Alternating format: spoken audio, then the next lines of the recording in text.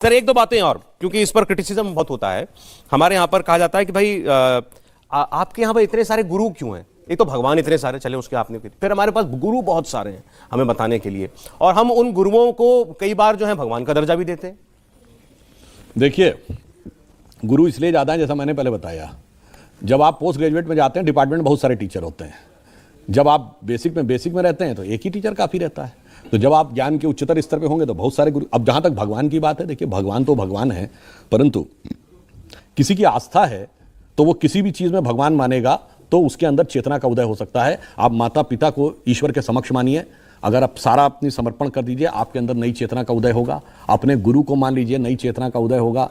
नहीं तो अगर एक पत्थर की मूर्ति में भी आप पूरी आस्था से अपने मन की भावना केंद्रित कर देंगे तो भी आपके अंदर एक नई चेतना का उदय हो सकता है। तो भगवान एक शक्ति है जो हमारे ही अंदर है। हमारे यहां कहा गया अहम ब्रह्मास्मि। देखिए, दुनिया में बाकी मत संप्रदायों में क्या कहा गया? सब ईश्वर की खोज में लगे, पर ईश्वर की खोज एक डिस्टेंस पे जाकर रुक गई।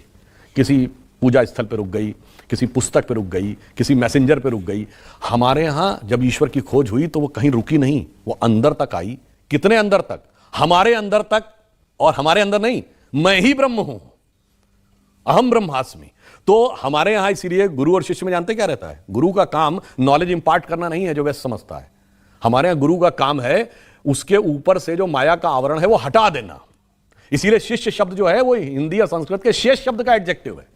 रिजिडुअल, जब आप हटाते हैं ना कोई चीज तो बचा हुआ शेष होता है। तो कहता और कुछ नहीं करना है। शिष्य तो अंदर तो ब्रह्म स्वरूप है ही है, वो तो भगवान का ही स्वरूप है, बस केवल उसके ऊपर जो डार्कनेस आ गई है उसको हटा देना है। वो जो शेष बचेगा वही क्या होगा? वह पूर्ण होगा। इसीलिए एक संस्कृत का श्लोक हम लोग खूब सुनते हैं गुरु और शिष्य के बारे में, उसका अर्थ नहीं जानते। ओम पूर्णमिदं पूर्णमदः पूर्णात् पूर्णमुदच्यते पूर्णस्य पूर्णमेवावशिष्यते।